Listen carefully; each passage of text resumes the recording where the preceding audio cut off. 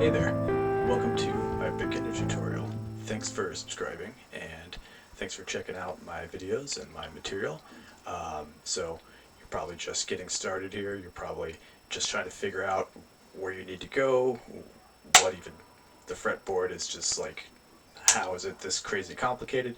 So I'll show you a few techniques you can use to really get through learning, just getting comfortable with the fretboard and just getting some of these early chords down. So let's just check it out. So take a look here. This is my mirror conversion sheet here. Just take a look.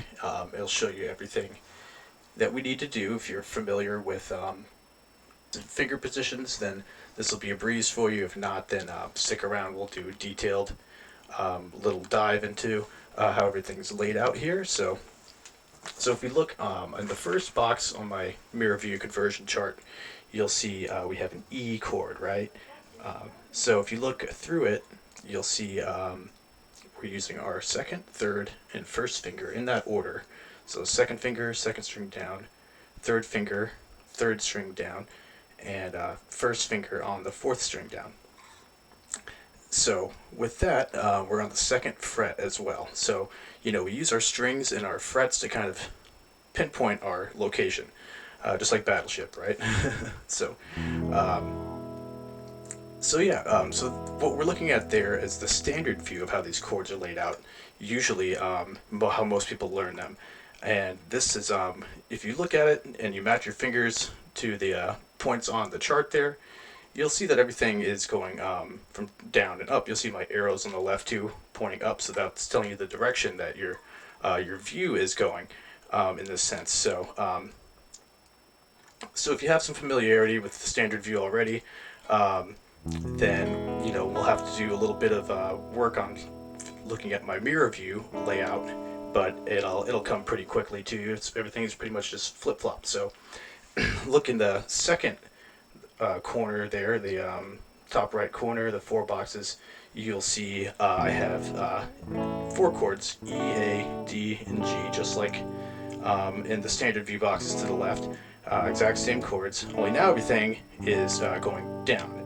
We're going top down, left to right, just how we perceive everything else, language and math and everything. So now we can see that, just like before, second finger, second string down, third finger, third string down, and first finger, fourth string down on the second fret, starting on second fret.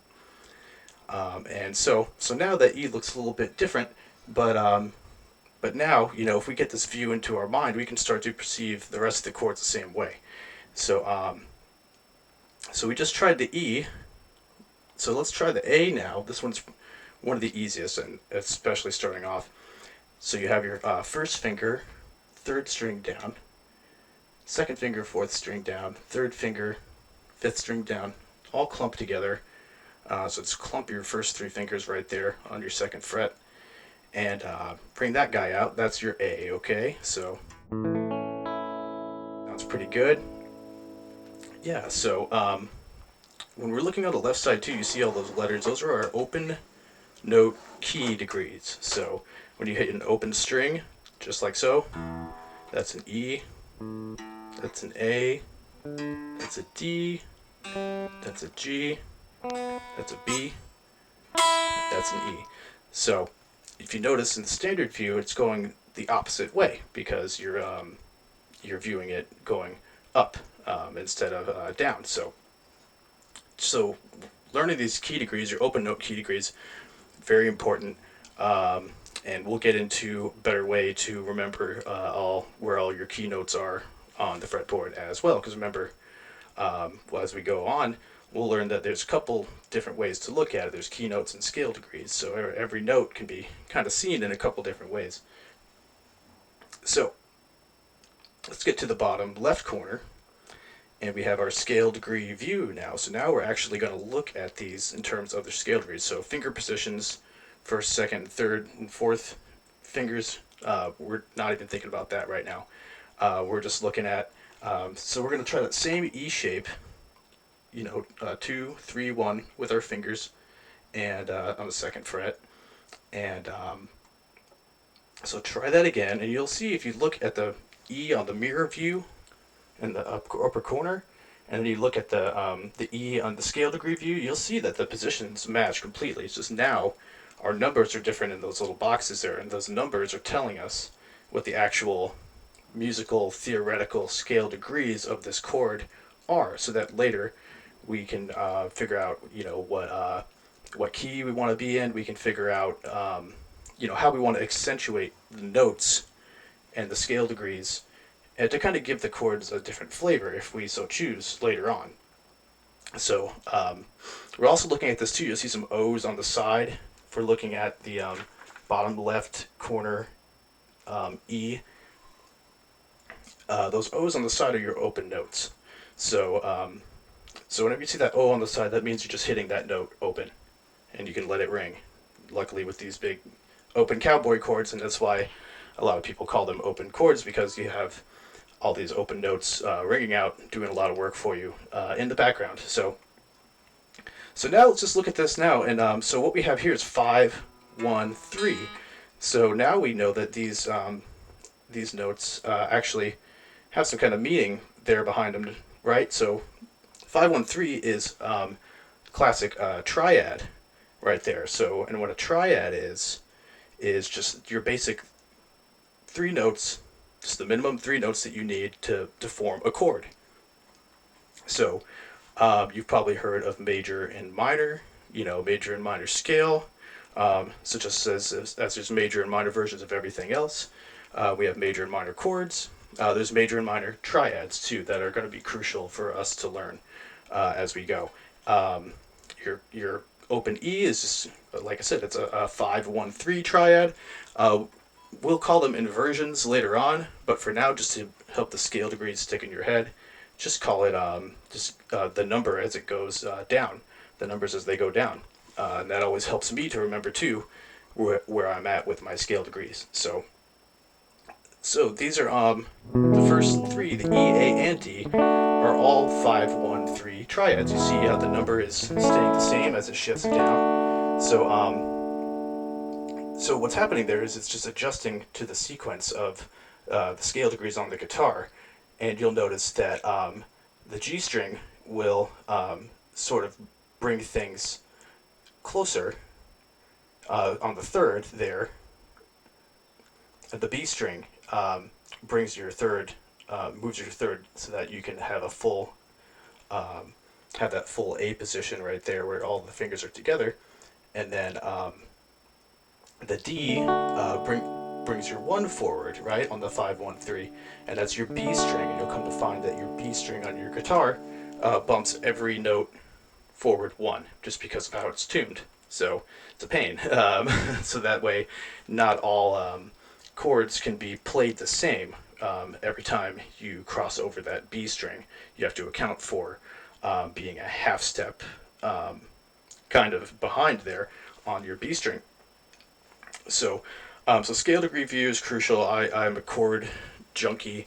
I love just playing with chords, and there's a whole mathematics to it, which we call chord formulas, that we'll learn later on. And so basically, as we learn more chords, we'll learn what scale degrees constitute the different types of chords, which there are so many different types of chords. If you look at any kind of advanced music and the chords they're using, it'll probably just make your head want to spin right off. But so that's what's making all those chords and all these accentuations and substitutions work, is just the science of chord formulas and how certain scale degrees equate to a particular kind of chord that can be agreeable in a particular setting as you're songwriting. So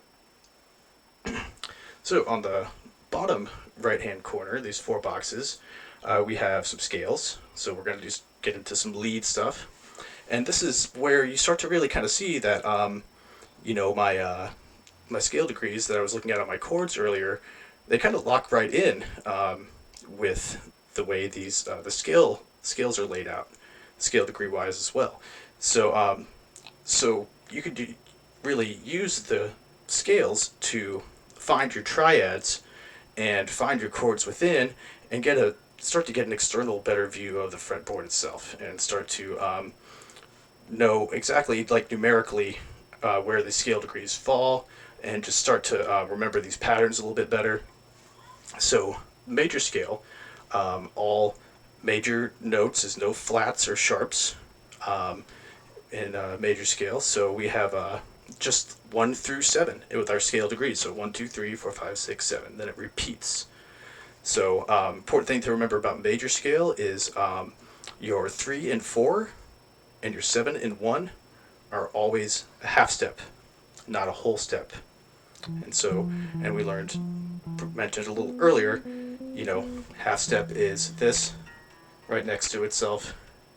Whole step is this a little bit further away, 1 fret away. So that's another good way to identify and learn kind of where you are, is you can identify by steps. If you're explaining to other people, you say, oh, it's just a half step over or a whole step, or however many that you need to describe it. So your 3 and your 4 and your 7 and a 1 are always half steps. Everything else is whole steps. So if you know that, then you know how to navigate the major scale perfectly. And just look at the scale right there. It's all laid out perfectly for you. And I'm going to run through it a bit here for you.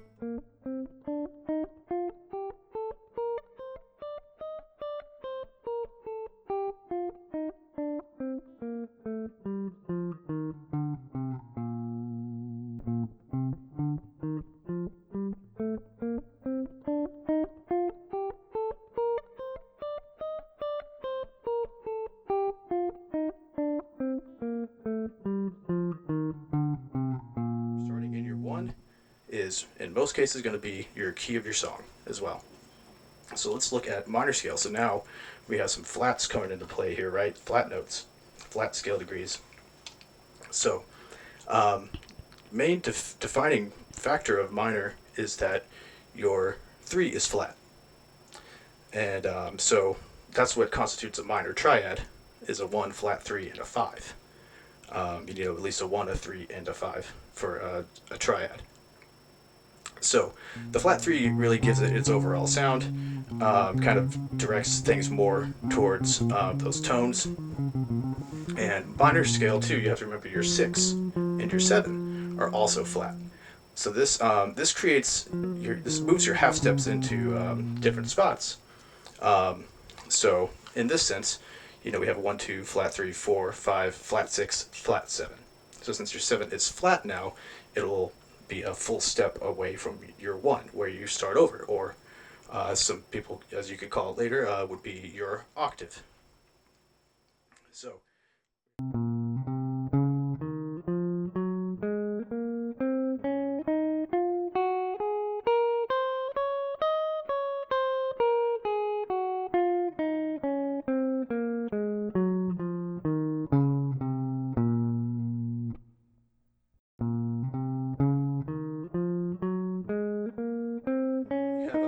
sort of inverted from the major scale, and the way it's laid out is where you have most of your whole step jumps are going to be later on in the scale, and it kind of tightens up on the back end. But just take this up and down as many different frets as you can on your fretboard, and you'll see you'll start to get this pattern down real easily. And just remember, account for that B string, bumping everything up a half step as well, and it'll just really help you to remember things. So last little bit there in the corner, we have our arpeggios, right? So these arpeggios are really just 3 different triads crammed together so that you can kind of cascade down them on the fretboard very easily and navigate where you want to go. So so these arpeggios here, we just start with the 1, 3, 5 basic triad and the major, and then 5, 1, 3 triad there in the middle. That's our A, right, that we had just done. And then we have a 1, 3, 5 on the bottom as well. So there's also, you have a 3, 5, 1 triad there in the middle. If you were to start on the 3, it's also an important triad to remember there. Those are your main 3 triads, and the sequence in which they always flow is 1, 3, 5, 3, 5, 1, and 5, 1, 3.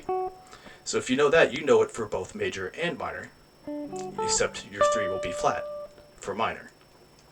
But all those same laws still apply right there. So here, let's just rip through, show you this major arpeggio here. Come up to the octave too, jump all the way back up to your 1. If you jump 5 frets there, sounds really good, really classical style, right?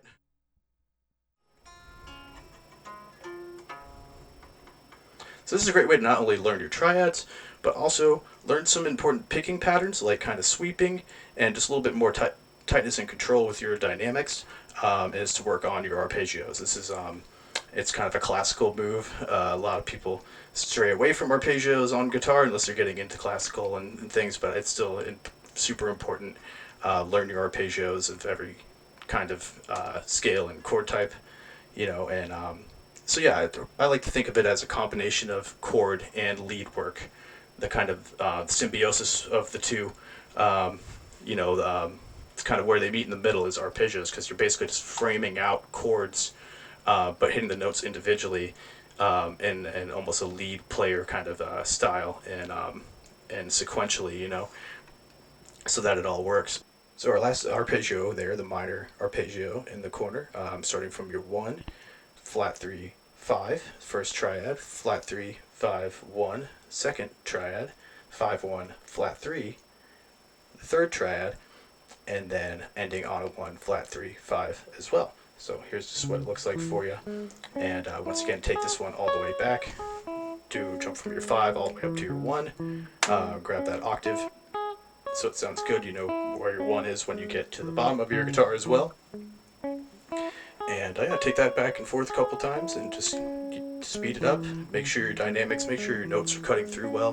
That's another thing too is in the beginning, you won't think your notes are cutting through very well at all. So just make sure that you're not getting any clinkiness, and just make sure it's really clear. You're applying a lot more direct pressure, and just remember that half of playing is physical. You want to make sure your hands are nice and stretched out, and you haven't done anything too strenuous with your hands before you get into an extensive playing system. And just, a lot of potassium, believe it or not, potassium and vitamin D helps your muscles and everything. And potatoes, bananas, I'm not kidding you, and this stuff actually works, So, just remember there's a physical side to it, and just do some good stretches. This is a good one, palm stretch here. Take it over and under. Do this for a little bit before every time you play, so that you aren't killing your hands and your arms, because there's a physical aspect, and it will take its toll over time. So yeah, just take your time with it and just be patient, and but once again, just be very aware in the beginning of those dynamic issues, because later on people will call you out about your dynamics and if your notes aren't cutting through and ringing well. So just, you're at first you're going to have to apply a lot of pressure. It's going to feel like a lot of pressure to get the ring of the notes out. But as you build the hand strength and play more, and you do it right and you do it well, then it only gets easier and easier. But also remember you're only human. You have to rest, take care of your body, take care of your health.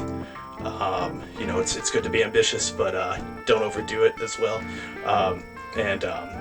When you can't play, you could be visualizing, you could be plotting out notes, you could be studying chords for songs, you could be reading, learning. So, in the downtime that you can't play, you can still be doing things to sharpen your skills and your understanding in many different ways. So, well, there it is, guys. Beginner class over. Congratulations. And thanks for tuning here, and I've got plenty more videos coming, so we'll keep it going, and thanks for sticking with it. And just remember, it gets easier as you go, and just stick to it, and it'll all be worth it. Thank you.